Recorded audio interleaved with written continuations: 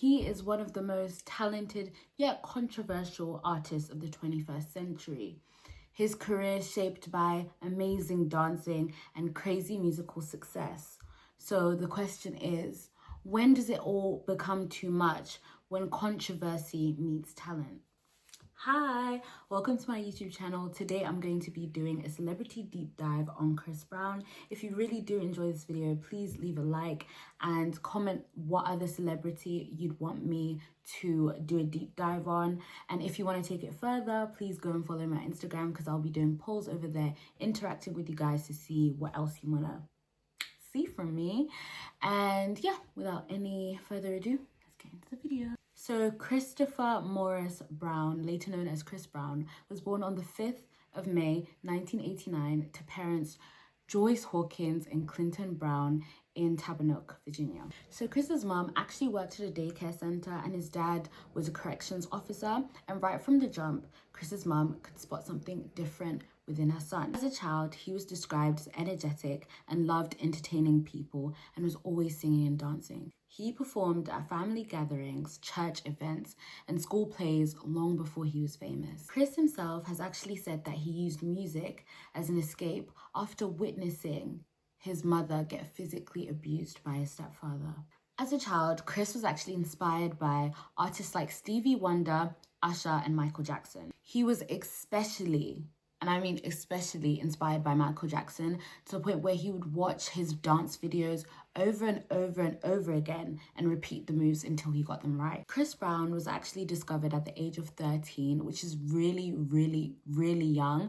You do not see this in a lot of artists and celebrities in general. In 2002, a local production and management team called Hit Mission Records actually discovered Chris Brown whilst hearing him sing while looking for new talent in Virginia. His powerful voice at such a young age, his natural stage presence, his ability to entertain people, and just the ability to sing while dancing really did capture this management team. And actually, I feel like the talent of singing while dancing has depleted drastically over the years. Like, people are not used to performing. These new artists, they're not really used to performing and having that breath control, which I feel like we'll get into in later videos. But yeah, when they were picking talent off the streets in the 90s and the 2000s, they were picking people who were gifted. So boom, just like that, Hit Mission Records invited Chris Brown to record some demo songs and helped him develop as an artist. So that was quite fast. He was just chucked into the game. Hit Missions quickly introduced Chris Brown to various music industry contacts, which led to meetings with several major record labels. Chris Brown's mother made the difficult decision to move with Chris Brown to New York so that he could audition and work and develop as an artist. They lived in moderate accommodation together and he was pursuing his career. So as you can see, he didn't live the typical teenage lifestyle. He was developing into the Chris Brown that we all know today. One of the turning points in Chris Brown's career is when he auditioned for Tina Davis, an A&R music executive. So Chris sang Mario's song Crying Out For Me, and Tina Davis said that she was so impressed by his singing, she wanted to sign with him immediately. Tina Davis ended up becoming Chris's manager, and when I tell you 4 major record labels were arguing over Chris Brown, him and his mom ultimately decided to sign with Jive Records. After signing with Jive Records, Chris Brown started developing his new debut album and ended up releasing the song Run It in 2005 featuring Jules Santana. So this song actually spiked to the top #1 of the Billboard Hot 100, making him the first male artist since 1995 to make it to the top of the charts with his first single at 16 years old. That is absolutely insane. I don't really like Chris Brown like that, but it's undeniable. His talent was riveting. It was crazy. He quickly became known for his clean-cut image, keep that in mind, charismatic gestures, his vocals, and his amazing ability to dance. And just like that, he stole the hearts of, I will say, the Black American demographic. He really hit them like like a stampede, like a tornado, because all it took was for them to see a light skin that could sing and dance and all over the stage. I will say the way that he looked and presented on stage really did like win over a loyal fan base for him, especially with the females, okay?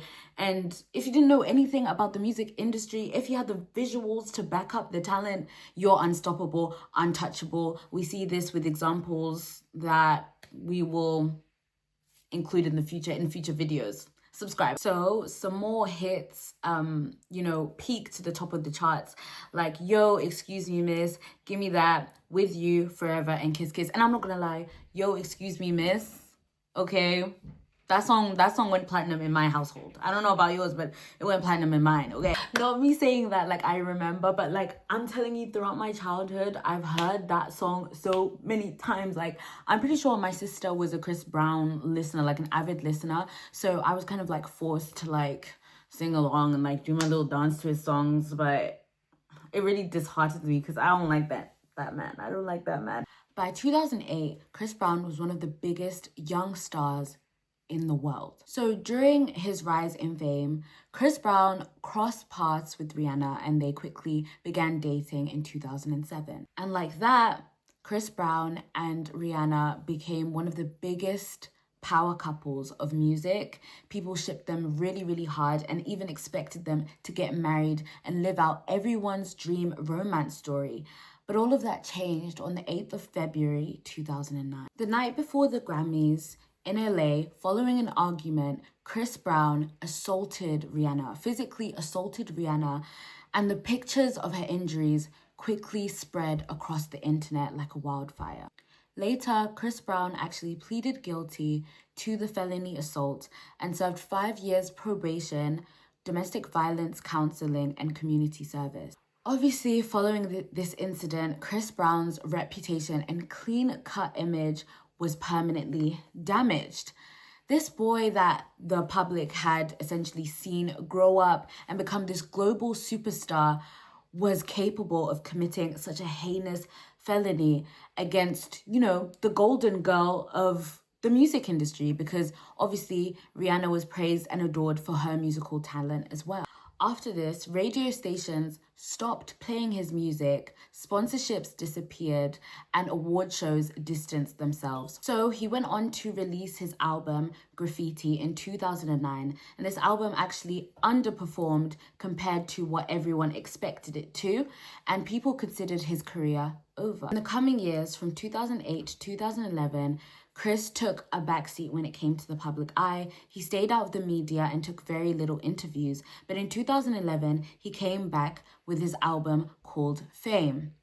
F.A.M.E.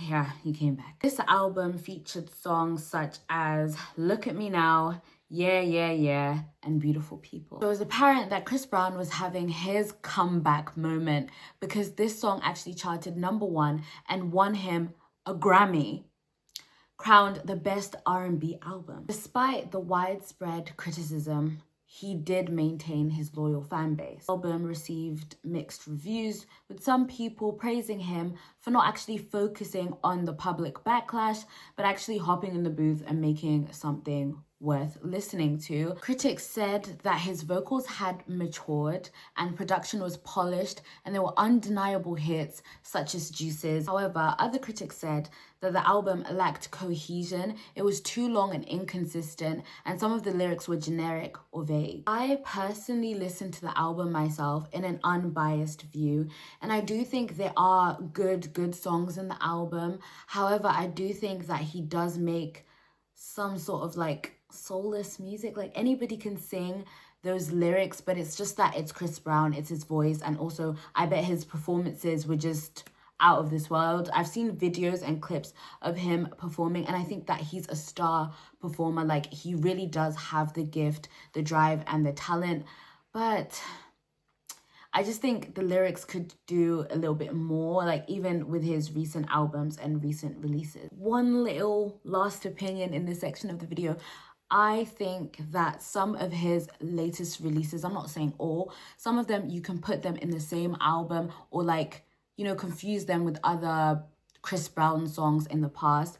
And I think his artist development is like a little bit on the slower side. Like he's not really, I feel like he knows that he has a fan base that's gonna listen to whatever he puts out. But I feel like there's not that much of a development. Like we're still getting the same, yeah, I'm gonna rock your body, I'm gonna do this, I'm gonna do that. And it's just like, okay. Weeks after the album released Fame in 2011, Chris was invited on Good Morning America, where he could promote his album further. During the interview, when host Robin Roberts asked questions about the 2009 assault against Rihanna, Chris Brown seemed to answer politely but was visibly frustrated. Shortly after the interview, he smashed a dressing room window with a chair. He stormed out ABC Studios shirtless. Police were called, but no criminal charges were pressed because all the damages were handled internally. This incident quickly became front page news, and all of the public's opinions resurfaced regarding him struggling to control his anger. So basically, he was not beating the violent man allegations. So just a pre-warning, this is just a list of things that Chris Brown has done. This is like the scandal section, but like this is not regarding relationships. This is now just diabolical stuff. And I can't believe that people continue to like support him. Like I understand like maybe listening to some of his songs that were bops back then, but actively supporting him and defending him, especially women who defend Chris. Like it's actually, his fan base is mostly women, and they continue to support him. And it's like, do you not know what this man has done? Crickets. Exactly. Because, well, June 2012, Drake's entourage and Chris Brown's entourage clashed at New York City's nightclub. The brawl resulted in an NBA player, Tony Parker, requiring surgery after glass entered his eye, and multiple lawsuits came out of it. In January 2013, the singer Frank Ocean and Chris Brown had a physical confrontation outside a recording studio in LA. Frank Ocean later wrote on social media that Chris Brown had actually punched him during this altercation, but the Los Angeles district attorney refused to prosecute. In October 2013, Chris Brown and his bodyguard were arrested because allegedly Chris Brown had punched a man outside a hotel. This was later deemed as a misdemeanor assault. However, this arrest was taken very, very seriously because this was happening during his probation period for the assault against Rihanna. A judge later ruled that Chris Brown had violated his probation. Following this arrest, Chris Brown was actually checked into an anger management rehab. Following this, he was accused of throwing a rock into the window of his own mother's car. And I guess the courts didn't really know what to do with him, so then they discharged him from that anger management rehab and had to put him into another one. I think that's how you say her name. Chris Chang filed a restraining order in 2017. She told the court Chris Brown had repeatedly harassed her, sent threatening messages, and previously been physically violent toward her. Chris denied the allegations. The court granted Tran a 5-year restraining order requiring Brown to stay away from her. A restraining order is a civil court order and is distinct from a criminal conviction. I wanted to read that to the book so that nobody's saying that I'm accusing him of things that he didn't do, but they took that seriously because you know, a restraining order, you can't get it because you don't like someone. You have to come with evidence. So he's quite the character, I guess. Over the recent years, so that I can just cover this section because this section is just endless, but over the recent years, he's also faced allegations of assault and sensual misconduct. So yeah, that pretty much sums it up. I don't want to go case by case because I will finish my story. From the years of 2023 to 2025, Chris Brown has been using AI to create visual artwork to, I guess, promote his music.